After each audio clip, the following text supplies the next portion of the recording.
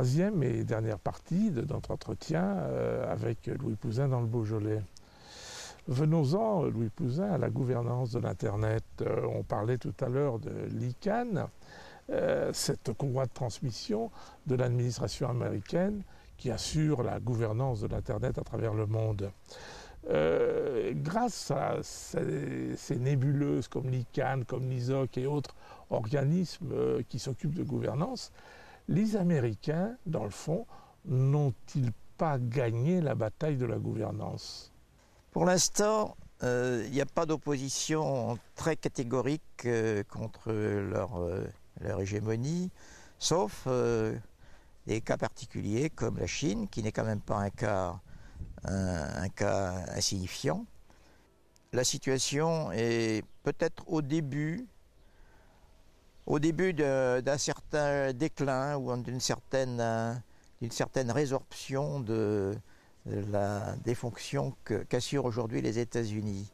Les pays européens aimeraient bien une gouvernance, je ne dirais pas internationale, mais multi-acteurs, où on aurait un certain nombre de partenaires pour faire fonctionner l'Internet. Il est possible qu'on arrive à ça. Ça n'est pas certain parce qu'en effet les États-Unis y sont fortement opposés. Donc il est probable que dans la pratique, ça ne se passera pas d'une manière tout à fait optimale, c'est-à-dire qu'on aura certaines parties du monde qui vont se détacher de la gouvernance Internet. L'association Eurolink, Louis Pouzin, que vous avez fondée il y a quelques années, défend plutôt l'idée d'un partage de la gouvernance avec les Américains.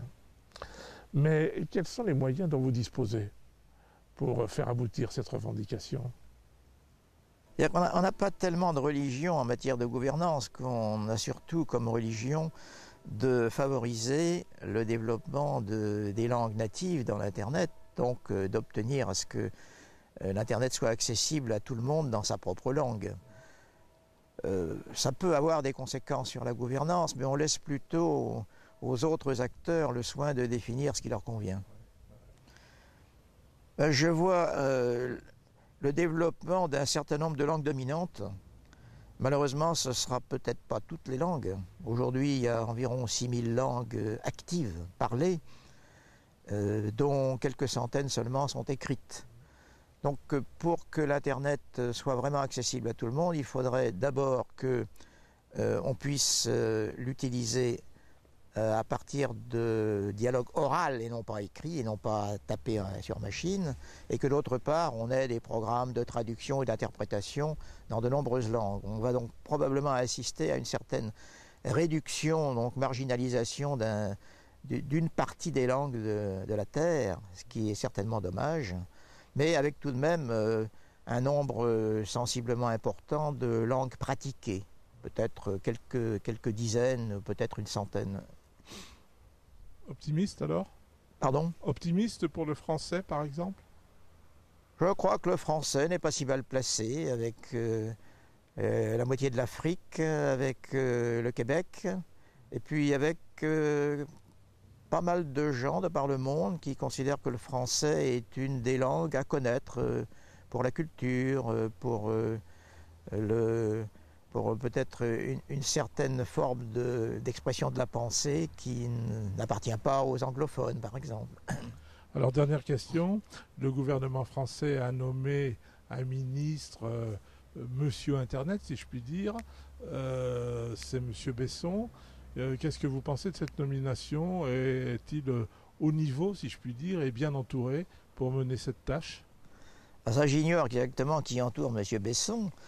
Je peux simplement constater que dans le passé, il y a déjà eu des messieurs Internet nommés par des gouvernements, et ça dure pour autant que le gouvernement dure ou qu'on ne change pas de politique.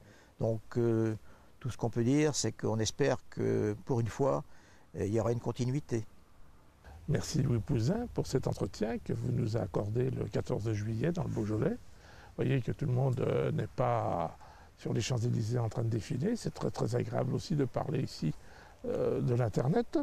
Je rappelle que votre activité vous amènera prochainement à Genève, à l'ONU, pour la préparation de la 3e rencontre du Forum sur la gouvernance de l'Internet qui va se tenir du 3 au 6 décembre prochain à Hyderabad en Inde.